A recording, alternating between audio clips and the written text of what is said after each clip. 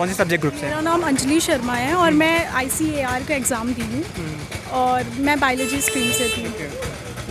कैसा था आपका exam overall? Exam was like कि हम थोड़ा बायोलॉजी से होते हैं तो हमें नीट का ज़्यादा थोड़ा क्रेज़ होता है, हम उसी की प्रैक्टिस भी करते हैं और नीट तो NCERT बेस्ड है तो हम ज़्यादा उस पर फोकस रहते हैं। बट जो ICAR का एग्ज़ाम मेरा फर्स्ट टाइम था तो इसमें क्या है कि ये थोड़ा कॉन्सेप्चुअल ज़्यादा था। इसमें बायोलॉजी के जो क्वेश्चंस थे वो ज़्यादा टाइम टेकिंग थे, मतलब जो नीट में आते हैं वो मतलब टू द पॉइंट और फैक्चुअल होते हैं तो अपन आंसर करने में इतना टाइम नहीं लगता, बट इसमें थोड़ा सा ज़्यादा टाइम लग रहा था।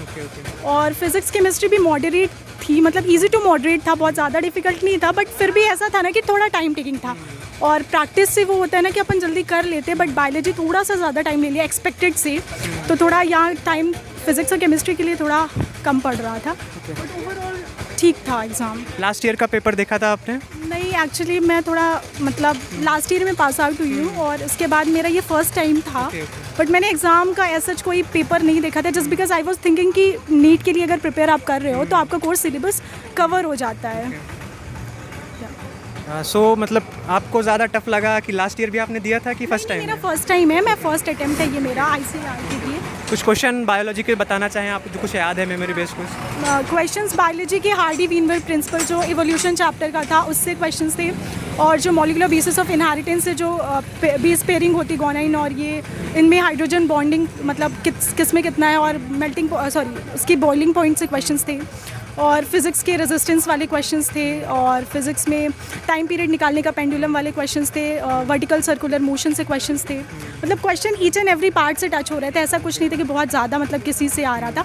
केमिस्ट्री में भी सब कुछ था, केमिस्ट्री में बेसिसिटी ऑफ अमीन्स वाले क्वेश्चंस थे, एसिडिटी के क्वेश्चंस थे, और एसिड ऑफ फिनॉल के एसिडिटी के क्वेश्चंस थे। उसमें न्यूक्लियोफिलिक सब्स्टिट्यूशन रिएक्शंस हैं, रिएक्शन मैकेनिज्म के क्वेश्चंस थे उस पर। मतलब ओवरऑल मतलब बेसिक से ही था सब कुछ, बट फिर भी थोड़ा कंसेप्चुअल था थोड़ा।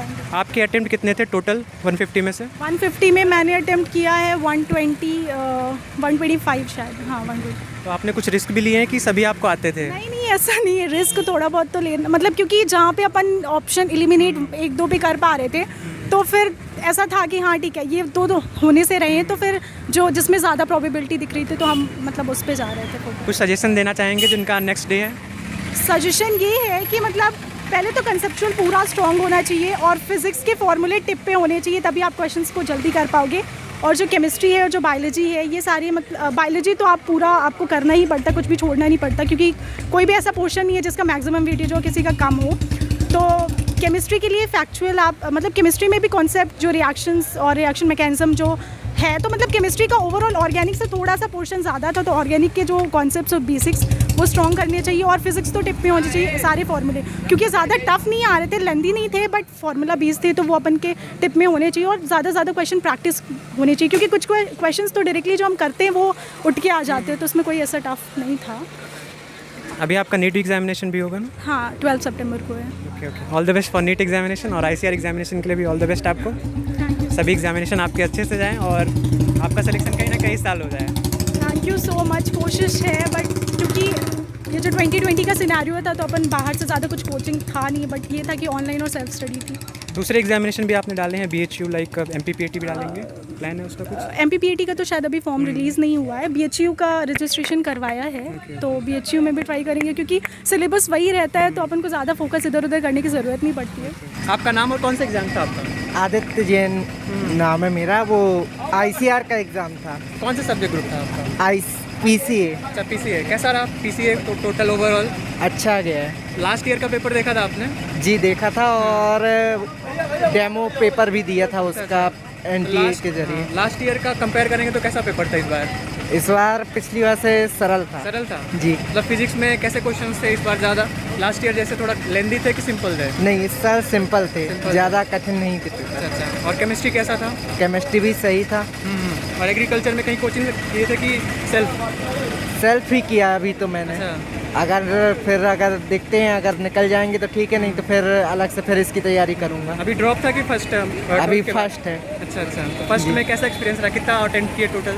पूरे अटेंड किए मतलब कोई वो नहीं है माइनस मार्किंग का डर नहीं था? माइनस मार्किंग का डर तो था, लेकिन कर लिए, आते थे कुछ क्वेश्चन आते थे बहुत से। अच्छा। कुछ में डाउट था तो वो भी कर दिए, लेकिन कुछ क्वेश्चन बता सकते हैं जो याद हो, ऐसे एक आध दो क्वेश्चन, एक आध दो कोई भी क्वेश्चन ऐसे फिजिक्स केमिस्ट्री एग्रीकल्चर के दो चार बता दीजिए अगर याद हो। जैसे केमिस्ट्री के परमाणु क्रमांक 13 का कौन तत्व कौन से समूह में आता है। और एग्रीकल्चर के कुछ क्वेश्चन अगर याद हो। एग्रीकल्चर में यही भदावरी नस्ल जैसे कहाँ पर है, सही जोड़ियाँ आई थी अधिकांश उसमें। अच्छा अच्छा। Match of correct